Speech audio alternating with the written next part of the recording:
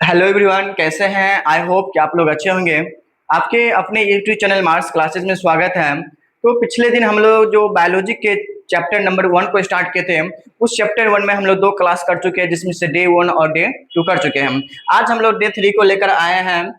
इससे पहले आप हमारे अगर उस वीडियो को नहीं देखे होंगे तो उस वीडियो को अवश्य जरूर देख लीजिएगा, ताकि आपको एक सीरीज बना रहे, कंटिन्यूटी बना रहे, डे 1, डे 2 और डे 3। ये हमारे चैनल पर डे 1 और डे 2 अपलोड किया गया है। तो हम लोग आज डे 3 के बारे में अध्ययन करेंगे। इसमें से हम लोग स्टार्ट किए थे, जिस तरह चैप्टर का नाम था हमारा जैव प्रक्रम, अर्थात लाइफ प्रोसेस। उसमें हम लोग पढ़ चुके थे कुछ, और आज हम लोग पढ़ने जा रहे हैं वह न्यूट्रिशन इन एनिमल्स, अर्थात जंतुओं में पोषण के बारे में हम लोग पढ़ चुके हैं। हम लोग को पता है कि कोई भी हमारा जीव जंतु हो या पेड़ पौधा, उन जीव जंतु और पेड़ पौधा के लिए पोषण का होना अति आवश्यक है। बिना पोषण के उसके जीवन यापन करना संभव नहीं है। तो आज के जो हमारा वीडियो है, इस वीडियो में हम लोग पढ़ेंगे जंतुओं में पोषण के बारे में, यानी न्यूट्रिशन इन एनिमल्स के बारे में। चलिए हम इस वीडियो को स्टार्ट करते हैं। चलिए, अब हम जो पढ़ने जा रहे हैं वो हमारा क्या है, टॉपिक आज का हमारा है जंतुओं में पोषण। इस जंतुओं में पोषण को इंग्लिश में बोलेंगे न्यूट्रिशन इन एनिमल्स, अर्थात जंतुओं में पोषण। आप लोग समझते हैं कि जीव जंतु क्या है? हम लोग को पता है कि हम सजीव के बारे में जब अध्ययन कर रहे थे, तो इस सजीव के अंतर्गत 2 चीज आती है। ये तो हमारा एक आता है पेड़ पौधा, और दूसरा आता है जीव जंतु। इससे पिछले कक्षा में हम लोग पेड़ पौधा के बारे में अध्ययन कर चुके थे, इसके पोषण के बारे में हम लोग पढ़ चुके थे। आज का जो हम पढ़ेंगे, आज का जो हमारा क्लास होगा, उस क्लास में केवल और केवल हम लोग जंतु में पोषण के बारे में पढ़ेंगे। अर्थात हम लोग कह सकते हैं कि जो हमारा जीव होता है, उस जीव जंतुओं में हम लोग क्या करेंगे, पोषण के बारे में पढ़ेंगे। जंतुओं में पोषण, यानी इसको इंग्लिश में कह सकते हैं न्यूट्रिशन इन एनिमल्स, अर्थात जंतुओं में पोषण। हमें पता है कि कोई भी हमारा जीव हो, उसके लिए पोषण कितना अति आवश्यक है। बिना पोषण के उसका जीवन यापन संभव नहीं है। तो हम इसको पढ़ने से पहले हम थोड़ा सा चलते हैं। हमको पता है कि जो भी हमारा जीव जंतु होते हैं, ये जो जीव जंतु होते हैं, ये हमारे कितने प्रकार के होते हैं? 2 प्रकार के होते हैं।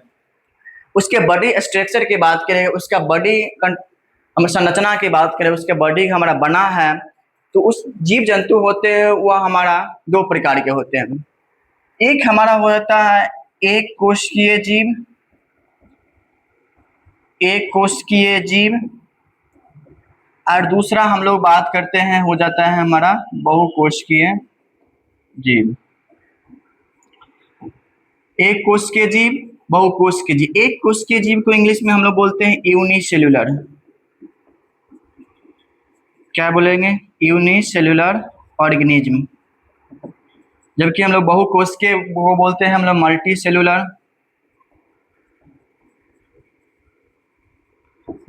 Cellular organism.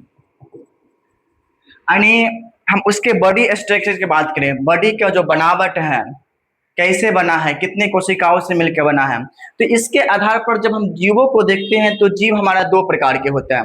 एक का नाम होता है एक कोशिकीय जीव, दूसरा का नाम होता है बहुकोशिकीय जीव। इंग्लिश में बोलते हैं यूनिसेलुलर और मल्टी सेलुलर।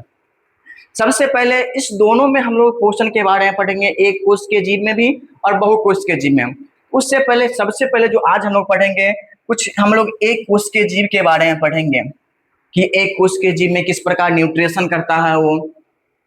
फिर उसके बाद हम लोग पढ़ेंगे बहुकोशिकीय जीव में वो किस प्रकार न्यूट्रिशन होता है। तो आज हम लोग सबसे पहले पढ़ेंगे एक कोश के बारे में। जब एक कोश के का हमारा जब क्लास खत्म हो जाएगा तो हम लोग चलेंगे बहुकोश के बारे में। चलिए, तो हम लोग आज जो स्टार्ट करने वाले हैं, सबसे पहले एक कोशिकीय जीव के बारे में। एक कोशिकीय जीव, अभी हम जस्ट बताया है कि इसको इंग्लिश में बोलते हैं यूनिसेल्युलर ऑर्गेनिज्म। Unicellular organism. चलिए, इस एक कोश के जीव से, उस जीवों में हम न्यूट्रिशन पढ़ने से पहले हम समझ लेते हैं कि एक कोश के जीव होता क्या है। किसको कहते हैं यूनिसेलुलर ऑर्गेनिज्म। चलिए, आपको यहाँ पर एक शब्द लिखा एक कोशिकीय, इसमें कुछ छुपा लग रहा है हमको कि एक कोशिकीय के पता है कि एक मतलब तो हमको पता है कि एक, ये जो कोशिकीय शब्द लिखा है ये कोशिकीय, इस कोशिकीय का मतलब होता है हमारा सेल। सेल यानी कोशिका, सेल मतलब कोशिका। अब हमको पता चल गया कि जिस जीव का शरीर हमारा एक कोशिका का होता है उसको हम लोग क्या बोलेंगे, एक कोशिकीय। इंग्लिश में भी वही लिखा है कि यूनिसेलुलर, यूनिसेलुलर ऑर्गेनिज्म। यहाँ पर एक शब्द लिखा यूनि, यूनि का मतलब होता है एक, यानी हम लोग कह सकते हैं वन, और सेलुलर का मतलब होता है हमारा सेल यानी कोशिका, सेल यानी कोशिका। अब पता चल गया कि जिस जीव का शरीर एक कोशिका का होता है उसे हम लोग क्या बोलेंगे, एक कोशिकीय। यानी हम लोग इसका डिफिनीशन की बात करेंगे तो लिखेंगे वैसा जीव, वैसा जीव जिसका शरीर एक कोशिका का होता है या एक कोशिका का बना होता है, एक कोशिका का बना होता है, कॉमा, उसे एक कोशिकीय जीव कहा जाता है, उसे एक कोशिकीय जीव कहा जाता है। यानी स्पष्ट चल गया आपको पता कि वैसा जीव जिसका शरीर एक कोशिकाओं से मिलकर बना, अर्थात एक कोशिका का होता है, उसे हम लोग क्या बोलेंगे, एक कोशिकीय जीव की बात कर ले। जैसे में हम बात कर ले कुछ ऐसे जीव है जिसका शरीर हम बात कर लेते हैं, हम बात कर ले अमीबा के बारे में, पैरामीशियम के बारे में, हम लोग बात करते हैं लेशमानिया के बारे में इत्यादि। ये सब जो जीव है यह हमारा किस प्रकार का जीव है, ये सब जो जीव है यह हमारा एक कोशिकीय जीव के अंतर्गत आता है। किसके अंतर्गत आता है, एक कोशिकीय के अंतर्गत। अब पता चल गया कि वैसा जीव जिसका शरीर एक कोशिकाओं से मिलकर बना होता है उसे हम लोग एक कोशिकीय जीव यानी यूनिसेलुलर ऑर्गेनिज्म के नाम से हम लोग क्या करते हैं, जानते हैं। आज जो हम लोग एक कोशिकीय जो हम लोग जीव है उस एक कोशिकीय जीव में हम लोग अमीबा के बारे में, पोषण के बारे में पढ़ेंगे। फिर हम लोग पैरामीशियम के, जो हमारा पैरामीशियम है उसमें किस प्रकार पोषण होता है इसके बारे में हम लोग क्या करेंगे, पढ़ना शुरू करेंगे। तो सबसे पहले जो हम लोग पढ़ेंगे, आज जो हम लोग पढ़ने जा रहे हैं वो हम अमीबा के बारे में पहले पढ़ेंगे। एक कोश के अंतर्गत जो जीव आता है उसका नाम पहले हम लोग पढ़ेंगे अमीबा के बारे में। इसके बारे में, अमीबा के बारे में। यानी एक कोश के अंतर्गत जो हमारा पहला जीव हमने लाया है उस जीव का हमने नाम रखा है अमीबा। इस जीव का हमने नाम रखा है क्या, अमीबा। और इस अमीबा के बारे में हम लोग क्या करेंगे, आज पढ़ना स्टार्ट करेंगे। सबसे पहले हम लोग जान देते हैं कि अभी हम जस्ट बतलाए कि अमीबा किस प्रकार के जीव है। यह एक कोशिकीय जीव। अगर इस अमीबा को हम लोग पोषण की दृष्टि से बांटे, किस प्रकार का पोषण होता है, तो यह इसमें होता है हमारा प्राणी संपोषण। प्राणी संपोषण पहले हम लोग बता चुके हैं कि जिसमें कोई जीव अपना भोजन ठोस या तरल रूप में ग्रहण करता है, इस प्रकार का जो न्यूट्रिशन होता है, इस प्रकार का जो पोषण होता है उसको हम लोग बोलते हैं प्राणी संपोषण। तो अमीबा भी प्राणी संपोषण। अगर हम बात कर ले कि जो अमीबा होता है इसका आकार हमारा क्या होता है, अनिश्चित होता है। अमीबा के बारे में हम लोग जान लेते हैं कि अमीबा की क्या क्या विशेषता है। इसका आकार अनिश्चित, इसका आकार कोई फिक्स नहीं होता है कि इसका एक आकृति इस तरह का होता है। यह अपने शेप को, अपने आकार को हमेशा क्या परिवर्तित करते रहते हैं। उसके बाद हम लोग जान लेते हैं कि ये जो अमीबा है यह किस किंगडम के आता है। तो हम लोग किंगडम की बात कर लें, यानी किस किंगडम के अंतर्गत आता है, तो ये अमीबा हमारा प्रोटिस्टा के अंतर्गत आता है। किसके अंतर्गत आता है, प्रोटिस्टा के अंतर्गत, यानी प्रोटिस्टा के किंगडम के। अगर इस अमीबा में हम लोग बात करते हैं कि शोषण किस प्रकार होता है, तो ये शोषण अपना विसरण की प्रक्रिया के द्वारा संपन्न करता है। किस प्रक्रिया के द्वारा? विसरण। पता है कि हम लोग को, अगर हम बात कर ले कि इस अमीबा में प्रजनन किस प्रकार का होता है, प्रजनन होता है अलैंगिक जनन, अलैंगिक जनन द्वारा, यानी एसेक्सुअल रिप्रोडक्शन के बारे में, इस प्रक्रिया के द्वारा। अब हम लोग पता है कि एसेक्सुअल रिप्रोडक्शन और सेक्सुअल रिप्रोडक्शन पता है हम। एसेक्सुअल रिप्रोडक्शन में एक हमारा पार्ट होता है जिसका नाम होता है विखंडन, और विखंडन भी हमारा अलग अलग भागों में बढ़ता है। एक का नाम होता है द्विखंडन, तो एक का नाम होता है हमारा बहुखंडन, यानी एक को हम लोग बोलते हैं, इंग्लिश में बोलेंगे बाइनरी फिजन, दूसरा को बोलेंगे मल्टीपल फिजन। तो अमीबा में जो प्रजनन होता है वह हमारा किसके द्वारा होता है? अलैंगिक जनन के द्वारा, अर्थात एसेक्सुअल रिप्रोडक्शन के। ये जो अमीबा है इसका प्रचलन अंगक की बात कर रहे हैं, चलता फिरता किसके द्वारा है? यह हमारा किसके द्वारा चलता है? पुटपाद के द्वारा। किसके द्वारा बात चलता है? पुटपाद के द्वारा। अगर हम बात करके जो अमीबा है, ये अमीबा है, ये अमीबा की हम लोग भोजन की बात करते हैं कि अमीबा जो अपना भोजन कैसे खाता है, किस किस को चीज को खाता है। ये खाता है हमारा छोटे छोटे हमारा जीवाणु को खाता है, ये हमारा डाइटम को खाता है, इत्यादि प्रकार के जो सूक्ष्म जीव है इसको हम लोग क्या करते हैं, ये अपना भोजन आहार के रूप में लेता है। इसके हम लोग स्थान की बात कर ले तो ये कहाँ रहता है? ये रहता है हमारा तालाब में, नदी में, पोखर में, इत्यादि जो हमारा नम स्थान है उन स्थानों पर ये अमीबा अपना आवास प्रदान करता है, वहां पर अपना ये रहता है, घर बनाकर वहां पर क्या करता है, ये रहता है। उसके बाद इसका प्रचलन अंग और भोजन की बात करें उत्पाद की सहायता से। अब इसमें हम लोग बात करते हैं कि जो अमीबा है, इस अमीबा में, ये जो अमीबा है यहाँ पर हम लेते हैं, इस अमीबा में भोजन का जो हमारा पाचन प्रक्रिया किस प्रक्रिया द्वारा होता है? पाचन की क्रिया। पाचन की क्रिया कैसे होता है अमीबा में? तो हम लोग को पता है कि सबसे पहले जो अमीबा है यह अपने कुटपाद की सहायता से भोजन को क्या करता है? ग्रहण करता है। तो सबसे पहले जो एक नंबर की प्रक्रिया होता है तो उसका नाम होता है अंतःग्रहण। अंतःग्रहण पता है, मुख के द्वारा या अपने शरीर के अंदर भोजन लेने की जो प्रक्रिया होती है उस प्रक्रिया को हम लोग अंतःग्रहण के नाम से जानते हैं। तो ये पहले अंतःग्रहण करता है।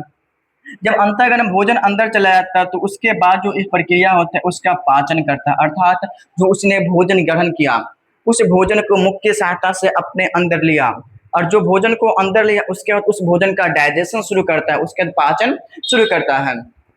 जब पाचन शुरू होता है उस पाचन के बाद उससे क्या करता है? अवशोषण करता है, और अवशोषण करने के बाद नंबर 4 जो क्रिया आता है उसका नाम होता है श्वांगीकरण।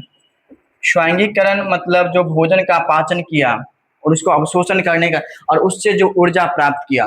नंबर 5 में होता है फिर हमारा जो बहिष्करण। बहिष्करण अर्थात वो जो अपना भोजन किया उससे ऊर्जा प्राप्त हुआ, और ऊर्जा के फलस्वरूप प्राप्त होने कुछ ऐसे हानिकारक पदार्थों का निर्माण होता है जिस पदार्थ को शरीर से बाहर निकालना अति आवश्यक है, तो उस पदार्थ को शरीर से बाहर निकाल देता है। याद रखना है कि जो अमीबा होता है इस अमीबा में हमारा जो बाहर निकालने के लिए किसी भी प्रकार का हमारा उत्सर्जन अंग नहीं होता है, वह अपने शरीर के किसी भी स्थान से जो हमारा अपशिष्ट पदार्थ का निर्माण होता है उस अपशिष्ट पदार्थ को शरीर से क्या कर देता है? ये बाहर निकालता है। इसमें किसी भी प्रकार का उत्सर्जन तंत्र, हमारा उत्सर्जन अंग नहीं पाया जाता है। तो ये है जो अमीबा। अब हम लोग इसको फिगर के बारे में देखें कि जो अमीबा है इसका हम आपके समक्ष ये फिगर है जो आपको अमीबा के बारे में सारी बातों को जानकारी दी गई। ये जो फिगर दिख रहा है ये हमारा अमीबा का है, यानी अमीबा। आपको ये दिख रहा है कि अमीबा किसी भी आकार का हम बतलाए थे, इसका आकार अनिश्चित होता है, जो इसका आकार हमारा फिक्स नहीं होता है किसी भी स्थान पर हमारा। चलिए अमीबा के बारे में हम बतलाएं कि अमीबा हमारा एक कोशिकीय जीव है, और एक कोशिकीय जीव के अंतर्गत जो हम लोग बतलाए हैं उस जीव का नाम बतलाया हमें कि अमीबा। और इसके बाद हम लोग बतलाए कि ये किस प्रकार का जीव है, ये होता है प्रोकैरियोटिक। अच्छा, प्रोकैरियोटिक जीव का मतलब क्या हुआ? प्रोकैरियोटिक सेल हम लोग पढ़े, सेल दो प्रकार के होता है, एक हमारा यूकैरियोटिक, दूसरा होता है प्रोकैरियोटिक। यूकैरियोटिक और प्रोकैरियोटिक का मतलब क्या होता है? तो यूकैरियोटिक का मतलब होता है कि जिसमें सभी तंत्र हमारा पूर्ण रूप से विकसित होता है।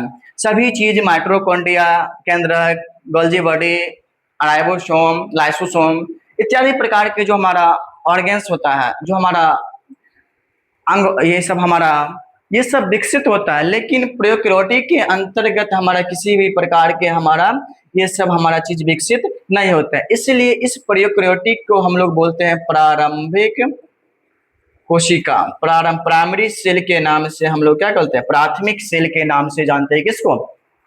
प्रोकैरियोटिक कोशिका के। तो ये था अमीबा के बारे में सारी जानकारी, आपको अमीबा के बारे में सारी जानकारी दिखाया गया है। अब हम इस फिगर के बारे में देख लेते हैं कि जिसका अमीबा का जो फिगर है, ये अमीबा का फिगर आपको दिख रहा है। अमीबा हम बात किए कि एक कोश की थी, ये जो अमीबा दिख रहा है ये, अब जब अमीबा भोजन ग्रहण करता है तो ये देखिए, ये अमीबा भोजन यहाँ तक इसका आकार है।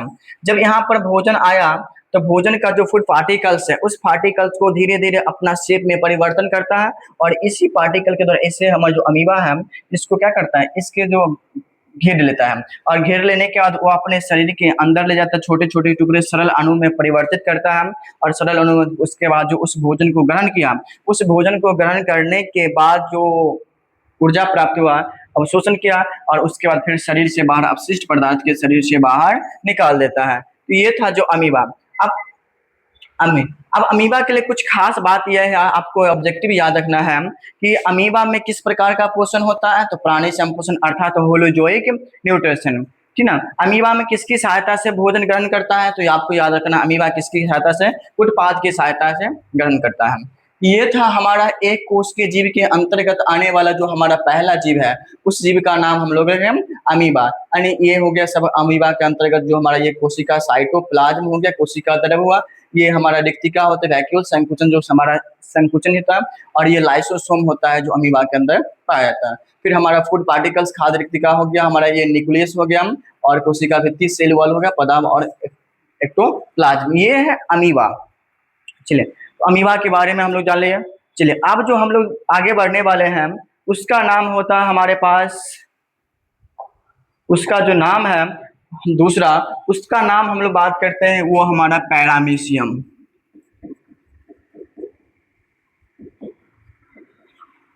हम लोग जो बात करने वाले हैं दूसरा, उसका नाम है हमारा पैरामीशियम। अमीबा के बारे में हम लोग देख लिए, अब हम बात करने वाले हैं पैरामीशियम के बारे में। हम लोग देखे थे कि अमीबा है वो भी हमारा, उसमें भी न्यूट्रिशन होता था, किसमें? प्राणी संपोषण। तो ये भी जीव है जो हमारा एक कोशिकीय जीव है। किस प्रकार का जीव है? एक कोशिकीय जीव है। किस प्रकार का जीव है? एक कोशिकीय जीव। अगर इसमें हम लोग बात कर लेते हैं कि एक कोशिकीय जीव, लेकिन इसमें पोषण किस प्रकार का होता है, तो ये पोषण के दृष्टि से भी हमारा क्या है? प्राणी संपोषण है, प्राणी संपोषण। उस अमीबा का जो आकार देखे थे वो आकार क्या था? अनिश्चित था, लेकिन इसका जो आकार होता है निश्चित होता है, और निश्चित में भी कैसे होता है कि यह चप्पल के आकार का होता है, यानी स्लीपर के जैसा, स्लीपर के जैसा होता है। क्योंकि इसका आकार हमारा चप्पल के जैसा होता है, इसलिए इस हमारा जो पैरामीशियम है, इस पैरामीशियम को हम लोग स्लीपर लाइक एनिमल कहा जाता है। चप्पल की जैसी आकृति होती है, इसलिए इसको हम लोग बोलते हैं स्लीपर लाइक एनिमल। अगर हम लोग बात करते हैं किस किंगडम के अंतर्गत आता है, तो ये किंगडम के अंतर्गत आता है हमारा प्रोटिस्टा के अंतर्गत आता है। किसके अंतर्गत आता है? प्रोटिस्टा के अंतर्गत ये आता है। अगर अगला हम लोग बात करते हैं इसमें शोषण किस प्रकार होता है, तो शोषण क्या होता है हमारा? विषरण, उसमें भी हमारा विषरण प्रक्रिया के द्वारा होता है, और इसमें भी हमारा विषरण प्रक्रिया के द्वारा। अगला हम बात कर लेते हैं कि ये जो पैरामीशियम है, विसरण तो हो गया, लेकिन इसका जो हमारा प्रचलन अंगक होता है ये क्या होता है? तो इसका प्रचलन अंगक हमारा सीलिया होता है। इसके चारों तरफ हमारा बॉडी के चारों तरफ हमारा एक कांटी नुमा संरचना होता है, जिस कांटी नुमा संरचना जाल जैसी संरचना को हम लोग सीलिया के नाम से जानते हैं। किसके नाम से जानते हैं? सीलिया के नाम से जानते हैं। अब कुछ इसमें हम लोग देखे थे अमीबा में किसी भी स्थान से अपने निष्कासन कर देता है, भोजन होता है जो अपशिष्ट उसको शरीर से बाहर निकल देता है। लेकिन ये जो पैरामीशियम है, पैरामीशियम में शरीर से बाहर निष्कासन करने के लिए एक हमारा विशेष स्थान होता है जिसको हम लोग बोलते हैं कोशिका मुख या साइटोस्टोम। कोशिका अपने शरीर से बाहर निकालने के लिए एक विशेष स्थान होता है जिसको कोशिका मुख या साइटोस्टोम के नाम से जानते हैं। किसके नाम से? साइटोस्टोम से जानते हैं। इस स्थान से जो पैरामीशियम है ये अपने अपशिष्ट पदार्थ को शरीर से क्या कर देता है? बाहर निकाल देता है। तो ये था हमारा पैरामीशियम। अब इसके फिगर की हम बात कर लेते हुए जो हमारा पैरामीशियम का फिगर है ये आपके भी समक्ष है पैरामीशियम का फिगर। इसको आपको देखने से स्पष्ट रूप से पता चल रहा है कि ये जो चप्पल की आकृति के दिख रहे हैं इसी तरह से चप्पल होता है और ये जो चप्पल नुमा संरचना होती है इसको हम लोग बोलते हैं पैरामीशियम। और हम बात कर लेते हैं कि जो हमारा जीव था ये हमारा पैरामीशियम, ये पैरामीशियम किसके अंतर्गत आता है? तो याद रखना आपको प्रोकैरियोटिक के अंतर्गत आता है। कैसे? प्रोकैरियोटिक के अंतर्गत आते हैं। प्रोकैरियोटिक के अंतर्गत आते हैं। किसके अंतर्गत आते हैं? प्रोकैरियोटिक। चलिए ये था अमीबा। अब ये पैरामीशियम। अब हम लोग देखते हैं कि पैरामीशियम में सेम कंडीशन है कि ये जो आपको चारों नुमा इस कांटे नुमा संरचना दिख रहा है चारों तरफ, ये जो आपको संरचना स्ट्रक्चर दिख रहा है इसी स्ट्रक्चर का नाम होता है हमारा सीलिया और ये सीलिया इसका प्रचलन अंग के रूप में काम करता है। इसके बीच में हमारा एक बड़ा स्ट्रक्चर दिख रहा है इसका नाम होता है हमारा न्यूक्लियस यानी केंद्रक होता है और इसके साइड में एक छोटा सा ये वाला बड़ा वाला होता है बड़ा न्यूक्लियस होता है यानी मैक्रो न्यूक्लियस और इसको होगा मैक्रो ये होगा माइक्रो न्यूक्लियस मतलब ये छोटा केंद्रक हो गया। इसके बीच में हमारा सूक्ष्म हमारा जो द्रव होता है लिक्विड नुमा संरचना होती है उसको हम लोग बोलते हैं साइटोप्लाज्म के नाम से जानते हैं। अब ये इस छिद्र होता है जिसको हम लोग गुदा छिद्र इसी हमारा एनल पर और ये हमारा संकुचनशील हमारा रिक्तिका होती है और ये जो हमारा एक वैक्यूल्स खाद्य रसदानी जैसे फूड वैक्यूल्स बोलते हैं हम और हमारा इस मुख के द्वारा मुख छिद्र के अंदर और ये मुख छिद्र है हमारा ये है अमीबा। तो अमीबा के लिए आपको याद रखना है कि अमीबा किस प्रकार का जीव है। याद रखना अमीबा एक कोश के जीव है। एक कोश के अंतर्गत किस प्रकार का जीव है? यूकैरियोटिक जीव है। इसका सॉरी ये तो अमीबा हमारा किस प्रकार का जीव था? यूकैरियोटिक। यहाँ पर हमने लिखा प्रोकैरियोटिक लेकिन ये जो अमीबा है यह हमारा किस प्रकार का जीव है? यूकैरियोटिक। अर्थात इसमें सभी चीज हमारा यूकैरियोटिक जीव है अर्थात ये क्यूरियोटिक अर्थात इसके अंतर्गत सभी चीज हमारा पूर्ण रूप से क्या होता है? विकसित होता है। लेकिन अमीबा पैरामीशियम था हमारा प्रोकैरियोटिक के अंतर्गत। उसके बाद अमीबा हमारा ये जल स्थान की बात करें तो यहाँ कहाँ रहता है? नदी पोखर तालाब इन स्थानों पर यह क्या है? मृदु जल में पाया जाता है। इसके चारों नुमा एक संरचना होती है जाल के जैसे हम लोग क्या बोलते हैं? सीलिया के नाम से जानते हैं। ये था अमीबा के बारे में कुछ हमारा बातें जो आपको समक्ष दिख रहा है। अमीबा में बतला दे किस प्रकार की प्रजनन होता है। तो अलैंगिक जनन में किस प्रकार का होता है? विखंडन के द्वारा होता है। उस विखंडन के द्वारा होता है। फिर अमीबा भोजन किस प्रकार करता है? तो पहले उसका हमारा अंतर्ग्रहण करता है जो पार्टिकल लिया भोजन का कण उसको शरीर को अपने अंदर रखा अंतर्ग्रहण लिया उसके बाद उसका पाचन शुरू कर देता है डाइजेशन शुरू कर देता है। डाइजेशन शुरू करने के बाद वह अपने भोजन को जो लिया पाचन किया उसके बाद उस भोजन से अवशोषण करना शुरू कर देता है। अवशोषण के बाद उसके बाद हमारा जो भोजन का ऊर्जा प्राप्त हुआ उस ऊर्जा को वृद्धि विकास के लिए करता है और फिर शरीर से बाहर कर देता है अपशिष्ट पदार्थ के रूप में। ये था हमारा याद रखना है पैरामीशियम भोजन किसकी सहायता से पकड़ता है? सीलिया और मुख्य छिद्र क्या होता है? मुख्य छिद्र के द्वारा। पैरामीशियम में किस प्रकार होलोजोइक न्यूट्रिशन होता है? पैरामीशियम में कितने प्रकार के केंद्रक पाए जाते हैं? दो प्रकार के। एक का नाम होता है बड़ा केंद्रक दूसरा का नाम होता है छोटा केंद्रक। तो ये था एक कोशिकीय जीव के अंतर्गत आने वाले दो जीवों के बारे में हमने पहले एक का नाम था अमीबा और दूसरा का नाम था पैरामीशियम। ये दोनों किस प्रकार का जीव है? एक कोशिकीय जीव। इसके अंतर्गत जितने आपको क्वेश्चन आएगा वो क्वेश्चन आपको क्या करना है? बना देना है। क्लियर? अब जो हम लोग बात करने वाले हैं वो हम लोग एक कोशिकीय जीव के अंतर्गत तो हम लोग पढ़ लिए। अब हम लोग जो बात करने वाला है वह हम लोग बहुकोशिकीय जीव के बारे में पढ़ने वाले हैं। बहुकोशिकीय जीव, इस बहुकोशिकीय जीव को इंग्लिश में बोलते हैं हम लोग मल्टी सेलुलर। क्या बोलेंगे? Multi cellular organism. ऑर्गेनिज्म, बहुकोशिकीय जीव, मल्टी सेलुलर। यहाँ पर आपको एक शब्द दिख रहा है जिसका नाम होता है बहुकोशिकीय। ये जो बहुकोशिकीय, ये दो शब्दों से मिलकर बना, एक हो गया हमारा बहु, दूसरा हो गया हमारा कोशिकीय। बहु का मतलब होता है हमारा अनेक, कोशिकीय का मतलब होता है कोशिका। सेम बात हम लोग इंग्लिश में बात कर लेते हैं। मल्टी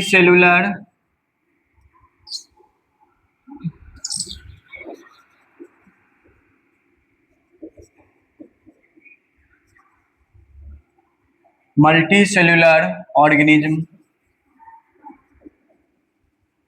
ये भी दो शब्दों से मिलकर, एक हमारा मल्टी, दूसरा हमारा सेलुलर। मल्टी का मतलब होता है अनेक, सेलुलर का मतलब होता है कोशिका। यानी अब हम कह सकते हैं, इससे हमको स्पष्ट रूप से डिफिनीशन पता चल जाएगा कि जिस जीव का शरीर अनेक कोशिकाओं से मिलकर बना होता है, उसके शरीर में बहुत सारी कोशिकाएं होती है, उस प्रकार का जो हमारा जीव होता है उसको हम लोग क्या बोलेंगे? बहुकोशिकीय। अब डिफिनीशन लेंगे, वैसा जीव जिसका शरीर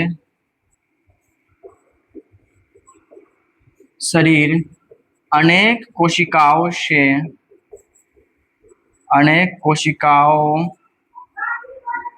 से मिलकर बना होता है, उसे बहुकोशिकीय जीव कहा जाता है।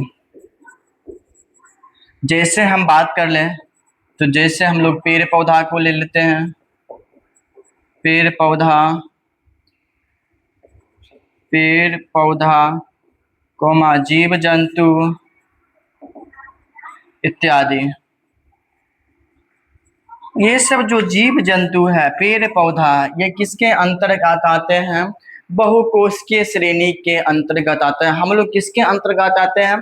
बहुकोशिकीय श्रेणी के, क्योंकि हमारे शरीर के अंदर लाखों कोशिका होंगे, करोड़ों कोशिका होंगे। पेड़ पौधों की अंदर लाखों करोड़ों कोशिकाएं पाई जाती हैं। तो हमारे शरीर के अंदर बहुकोशिकीय जीव हम लोग हैं। मनुष्य भी बहुकोशिकीय, पेड़ पौधों भी हमारा क्या है? बहुकोशिकीय जीव। तो बहुकोशिकीय जीव में हम लोग देखेंगे, जिसमें से हम लोग पहला हम लोग पढ़ेंगे कि जो हमारा मानव होता है, उस मानव में जो हम लोग पाचन होता है वो किस प्रकार होता है। तो बहुकोशिकीय के अंतर्गत जो हमारा पहला हम लोग पढ़ेंगे वो हमारा मानव में पाचन के बारे में पढ़ेंगे। किसके बारे में? मानव में पाचन के बारे में पढ़ेंगे। यानी मानव का पाचन तंत्र, यानी हम लोग कह सकते हैं कि मानव का पाचन तंत्र, यानी इंग्लिश में बोलेंगे ह्यूमन डाइजेस्टिव सिस्टम।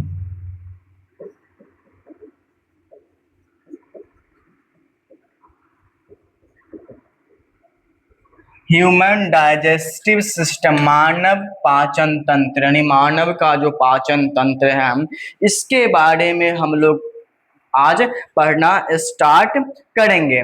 आपको यहाँ पर एक शब्द दिख रहा है जिसका नाम है कि पाचन तंत्र। पाचन तंत्र, ये जो शब्द दिखने से स्पष्ट लग रहा है, ये पाचन तंत्र। पाचन तंत्र का मतलब क्या होता है, इसके पहले हम लोग समझते हैं। पाचन तंत्र, तंत्र मतलब होता है एक समूह। तंत्र का मतलब क्या होता है? ये पाचन का मतलब होता है, और तंत्र का मतलब क्या होता है? तंत्र मतलब क्या होता है? समूह होता है, यानी ग्रुप। और पाचन का मतलब होता है जो भोजन हम लोग पोषण के द्वारा किए, उस भोजन को हमारे शरीर के अंदर गया, उसको पचाना। पचाना यानी पचाने वाले जितने भी अंग होते हैं, उस अंगों का जो हमारा ग्रुप होता है, समूह होता है, वो सभी अंग हमारा आपस में मिलकर पाचन तंत्र का क्या करता है, निर्माण करता है। जितने भी अंग होते हैं वे सभी अंग आपस में मिलकर हमारा पाचन तंत्र का क्या करते हैं, निर्माण करते हैं। तो हम लोग अगर समझ गए कि मनुष्य में जो भोजन के पचाने की क्रिया में जे जितने भी सभी अंग भाग लेते हैं, उन सभी अंगों का जो हमारा एक सम्मिलित रूप होता है, उसी सम्मिलित रूप को हम लोग पाचन तंत्र कहते हैं। समझ गए? पाचन तंत्र यानी पाचन की क्रिया में भाग लेने वाले अंगों का समूह पाचन तंत्र कहलाता है। हम लोग अगर डेफिनेशन के रूप में लिखेंगे तो पाचन तंत्र क्या है, पाचन तंत्र क्या है, पाचन तंत्र तो हम लोग लिखेंगे कि हम पाचन की क्रिया में, पाचन की क्रिया में भाग लेने वाले, भाग लेने वाले अंगों के, अंगों के समूह को, अंगों के समूह को पाचन तंत्र कहा जाता है। पाचन तंत्र कहा जाता है। यानी पाचन की क्रिया में भाग लेने वाले जो जो अंग आते हैं, वे सभी अंग आपस में मिलकर किसका निर्माण करते हैं, पाचन तंत्र का, नहीं डाइजेस्टिव सिस्टम का निर्माण करते हैं। अर्थात इसके अंतर्गत कौन कौन से अंग आते हैं, तो पहला हम लोग बात कर लेते हैं कि हमारा मुख गुहा हो गया। उसके बाद हम लोग बात करते हैं ग्रास नली हो गया। हम लोग बात कर लेते हैं कि अमाशय हुआ। हम बात कर लेते हैं कि छोटी आंत हुई। हम बात कर लेते हैं कि बड़ी आंत हुआ। इत्यादि प्रकार का जो अंग है, इन अंगों का जो हमारा, इसके अलावा और भी हो सकता है, पाचक रस भी हो सकता है। इत्यादि प्रकार का जो अंग है, इन अंगों का जो हमारा ग्रुप बनता है, ग्रुप एक समूह बनता है, उसी समूह को हम लोग क्या बोलेंगे, उसी समूह को हम लोग क्या बोलेंगे, डाइजेस्टिव सिस्टम।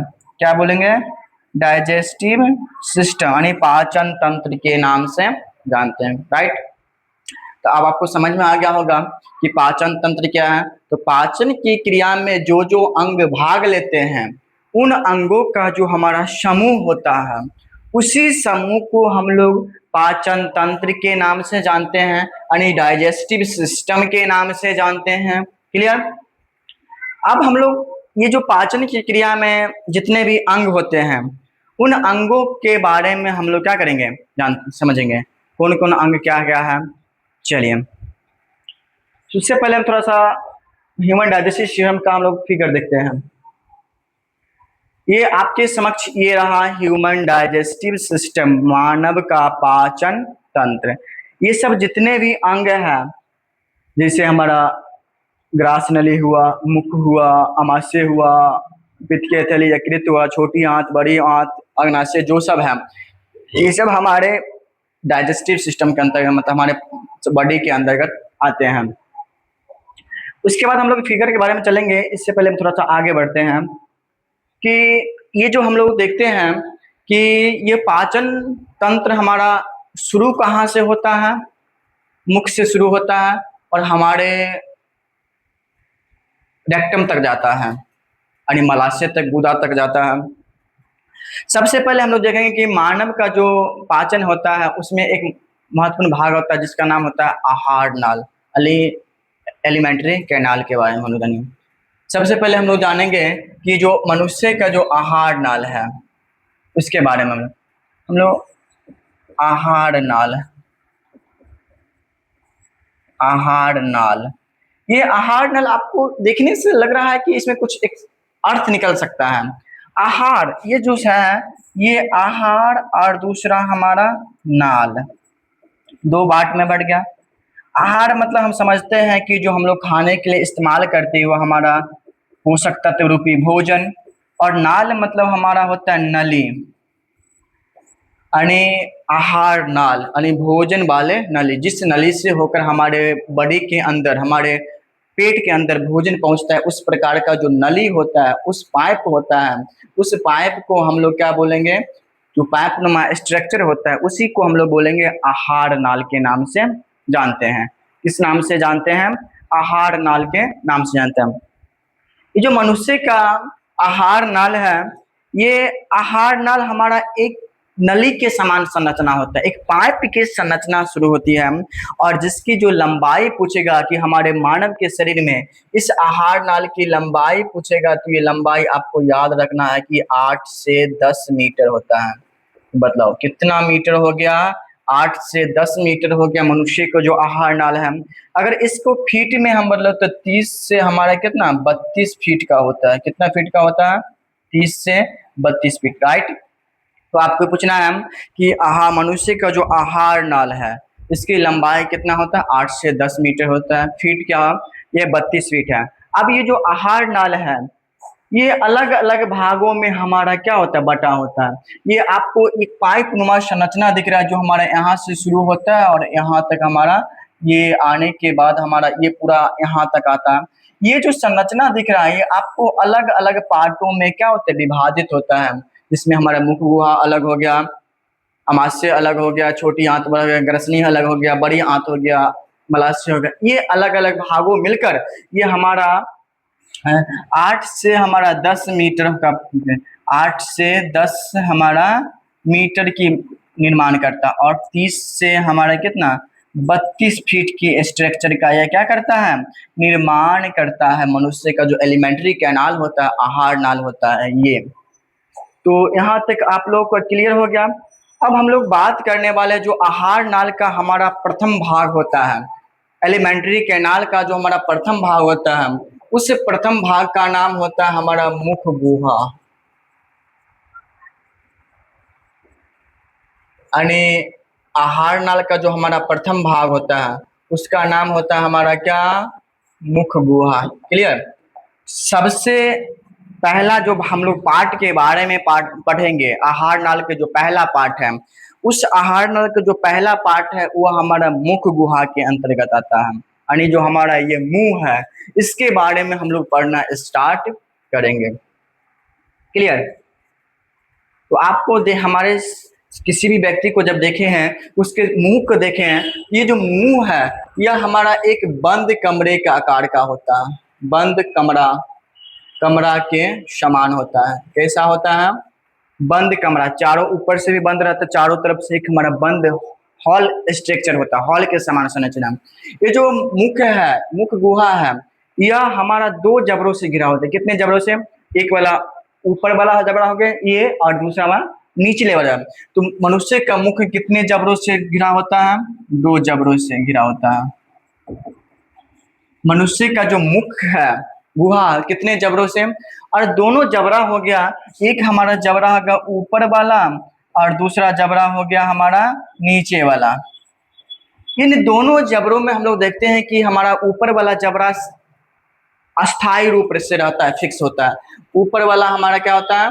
अस्थायी, ये नहीं हिलता डुलता है। जबकि नीचे वाला जबड़ा है वह हमारा अस्थायी होता है। अर्थात अस्थायी का मतलब हुआ ये हमेशा गतिशील रहता है। जब भी हम लोग मुख को खोलते, ओपन अप डाउन करते, ऊपर नीचे करते, ओपन करते मुख, तो हमारा नीचे वाला जबड़ा, ये वाला जो जबड़ा है हमारा, ये वाला हमारा क्या होता है? गतिशील रहता है, खुलता है, हिलता है और डोलता है। लेकिन ऊपर वाला जो जबड़ा है ये वाला हमारा अस्थायी रूप से हमारा क्या होता है? फिक्स रहता है।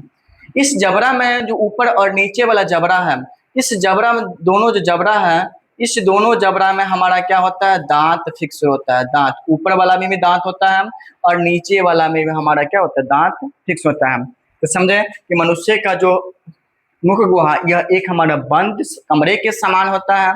बंद कमरे के समान जो हमारा दोनों हमारा जबड़ा, इसमें जबड़े ऊपर जबड़ा और नीचे वाला, दोनों जबड़ा में से हमारा नीचे वाला जो जबड़ा होता है वह गतिशील होता है, जबकि ऊपर वाला हमारा जबड़ा क्या होता है, गतिशील नहीं होते। नीचे वाला गतिशील होता है, मोमेंटम करते रहता है, हमारा मूवमेंट मूव करते रहता है।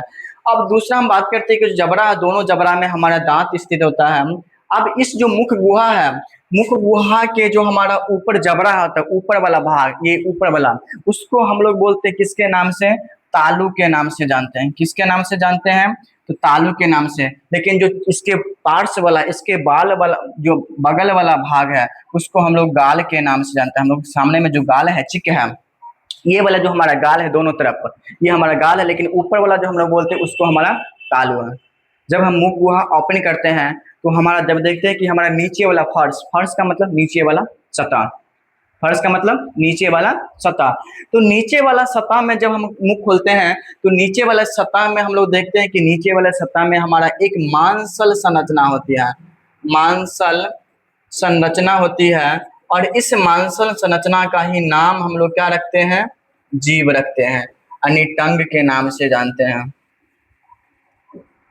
राइट, कि जो हमारा मुख गुहा का निचला जो फर्श है, उस फर्श पर हमारा एक मांस की समान संरचना होती है, मांसल स्ट्रक्चर होती है, जिसमें हड्डियां नहीं होती है। उस मांसल संरचना को हम लोग टंग अर्थात जीभ के नाम से जानते हैं। किसके नाम से जानते हैं, जीभ के नाम से। अब जब हम देख लेते हैं कि जो हमारा ये जीभ हुआ, इस जीभ पर छोटा छोटा हमारा क्या होगा, संरचना, इस तरह का हमारा संरचना पाई जाती है। ये हमारा किसका, मनुष्य का हमारा जीभ हो गया, यानी हम लोग टंग के नाम से जानते हैं। ये जो हमारा टंग है, और इस जीभ पर हमारा एक ऐसा संरचना है, ये याद रखना है आपको, मांसल संरचना, मांसल संरचना है मांस का। और इस जीभ पर हमारा छोटे छोटे हमारा कली होता है, जिस कली का नाम होता है हमारा स्वाद कली, स्वाद कलिका, यानी टेस्ट बर्ड के नाम से जानते हैं। यही स्वाद कलिका है जो हमारा हम भोजन खाते हैं, उस भोजन में हमारा स्वाद का पता लगाता है। किसका पता लगाता है, स्वाद का पता लगाता है। उसको हम जो खाए, कोई भोजन खट्टा है, मीठा है, चाहे वो हमारा नमकीन हो गया, उस भोजन का हमारा स्वाद नमकीन हो गया, खट्टा हो गया, या हमारा क्या तीखा हो गया, कड़वा हो गया, इत्यादि प्रकार का जो स्वाद है, उस स्वादों को पता लगाने का काम ये स्वाद कलिका करती है। ये स्वाद कलिका है, ये अलग अलग होता है, पुरुषों में अलग होती है, महिलाओं में अलग होती है। अगर हम बात करते हैं स्वाद कलिका, हम लोग मानव में, हम लोग पुरुष की बात कर लेते हैं, पुरुष में बात कर लेते हैं, पुरुष में हमारा कम होता है, जबकि स्त्री में बात कर लेते, स्त्री में हमारा क्या होती है, ज्यादा। स्त्री में 8,000 से 10,000 के बीच होती है, जबकि पुरुष में 6,000 से हमारा 8,000 के बीच में होती है। राइट, तो अब हम बात कर ले कि अगर स्त्री और पुरुष को एक साथ भोजन दिया जाए तो कौन पहले स्वाद का पता लगाएंगे, स्त्री या पुरुष। तो आप लोग अब पता चल जाएगा कि किसको पता पहले चलेगा, कि पहले स्त्री को भोजन का पता चलेगा या पहले पुरुष का भोजन को पता चलेगा था। तो जिसमें स्वाद कलिका की संख्या ज्यादा होती है उसको पहले भोजन का पता चलेगा, और जिसमें स्वाद कलिका की संख्या कम होती है तो पहले, तो सबसे पहले स्त्री का भोजन का पता चलेगा, इसमें स्वाद कलिका की संख्या ज्यादा है। लेकिन हम भोजन के अगर टेस्ट कौन बनाता है अच्छा से, भोजन का व्यंजन का पकवान कौन अच्छा बनाता है, तो याद रखता है कि वो पुरुष भोजन अच्छा बनाता है। इसीलिए बड़े बड़े हमारे जो रेस्टोरेंट होते हैं, बड़े बड़े हमारे जो शादी ब्याह समारोह होता है, गांव का जो भंडारा भोज होता है, उसमें पुरुष ही भोजन क्या करते हैं, बनाते हैं। लेकिन अगर भोजन का स्वाद का पहले पता कौन लगाता है, तो याद रखना आपको, स्त्री लगाती है, क्योंकि उसके अंदर से हमारा जो मांस है, जीभ संरचना है, उस मांसल संरचना पर हमारा स्वाद कलिका की संख्या ज्यादा होती है, इसलिए वो पहले भोजन का स्वाद का पता लगाती है। आपको याद रखना है कि ये जो हम लोग अभी मुख गुहा पढ़े हैं, इस मुख गुहा में मुख्य रूप से हम लोग को दो ही चीज मिला है। एक तो हमारा एक जीभ मिला है, दूसरा हमारा क्या मिला है, दांत रखना। तो आपको याद रखना है कि मुख गुहा के अंतर्गत क्या क्या आता है, तो जीभ और दांत आता है। क्लियर। दूसरा बात ये रखना है कि जो हम लोग मुख गुहा है, इसी मुख गुहा में जब हम लोग भोजन का अंतर्ग्रहण करते हैं, अंतर्ग्रहण का मतलब अपने मुख के अंदर जो भोजन लेने की जो प्रक्रिया होती है, उसी को हम लोग क्या बोलेंगे, अंतर्ग्रहण। तो मुख गुहा के जो अंतर्गत हम लोग भोजन लेते हैं, तो पाचन का जो हमारा क्रिया होती है, पाचन की क्रिया बस स्टार्ट हो जाती है यहीं से। तो ऑब्जेक्टिव में पूछेगा आपको कि पाचन की क्रिया कहाँ से स्टार्ट होती है, तो आपको आंसर लगा देना है कहाँ से, मुख गुहा से स्टार्ट होती है। जब हमारे मुख के अंदर गया तो वहीं से हमारा भोजन पचना स्टार्ट कर देता है, वहीं से भोजन का प्रक्रिया, पाचन प्रक्रिया शुरू हो जाती है। क्लियर? तो ये याद रखना है हमारा मुख गुहा। अब हम लोग इससे जब आगे बढ़ते हैं तो हम लोग देखते हैं कि मुख गुहा में हमारा जीभ और दूसरा क्या होता है, दांत होता है। अब हम लोग थोड़ा सा इसके बारे में हम लोग जानेंगे कि जो हमारा जीभ होता है, जीभ जिसको हम लोग टंग के नाम से जानते हैं, ये जीभ हम अभी बतलाए हैं कि ये जो जीभ है यह एक मांसल संरचना है। कैसी संरचना है? मांसल संरचना, मांस का बना होता है। और स्थित की बात कर ले तो ये कहाँ स्थित होता है? मुख गुहा के फर्श पर, अर्थात मुख गुहा के फर्श पे नहीं, फर्श पर स्थित होता है। ये नीचे वाला जो सतह होता है उस पर स्थित होता है। इसका हम लोग काम बात कर ले, इस पर जो हमारा छोटी छोटी कलिका होती है, इस कलिका का नाम होता है हमारा स्वाद कलिका, जो भोजन का स्वाद का पता लगाता है। अगर इस जीव का हम लोग बात कर लेते हैं कि इस जीव का काम क्या है, तो पहला काम पता चल गया कि आपका स्वाद का पता लगाना, स्वाद का पता लगाना। अगला हम बात कर लेते हैं कि इसका काम क्या होता है, तो यह हमें बोलने में मदद करता है, बोलने में मदद करना। अगला हम लोग भोजन को मिलाना, भोजन को मिलाता है। जब हम भोजन खाते हैं तब भोजन को हम लोग मिलाने का काम करते हैं। तो ये सब काम हो गया हमारे अंदर जो मांसल संरचना होती है, जीव होती है, इसका ये काम हो गया हमारा क्या, टंग का। तो आज की क्लास में हम लोग जीव के बारे में देखते हैं। अगले दिन हम लोग जो पढ़ना स्टार्ट करेंगे वह हमारा जो मुख गुहा के अंतर जो हम लोग जीव था, इस जीव को तो हम लोग क्या पढ़ चुके हैं। और दूसरा भाग जो दूसरा चीज आते वो हमारा क्या है, दांत है। तो मुख गुहा के अंतर्गत आने वाली जो चीज है उसको हम लोग क्या, दांत के बारे में अगले दिन क्लास में हम लोग देखेंगे। तब तक के लिए हम यहीं पे क्लास को स्टॉप करते हैं, फिर मिलते हैं नए क्लास के साथ। तब तक हमारे इस चैनल पर कंटिन्यू आप बने रहेंगे, आपको इसी तरह बेस्ट चीज़ों के साथ, कंटेंट के साथ आपको एग्जाम की तैयारी करवाई जाएगी। फिर मिलते हैं अगले वीडियो के लिए के साथ। तब तक हमारे चैनल पर आप शेयर कर दीजिएगा, दोस्तों को सब्सक्राइब कर दीजिएगा, लाइक कमेंट जरूर कर दीजिएगा। तब तक के लिए जय हिंद, जय भारत।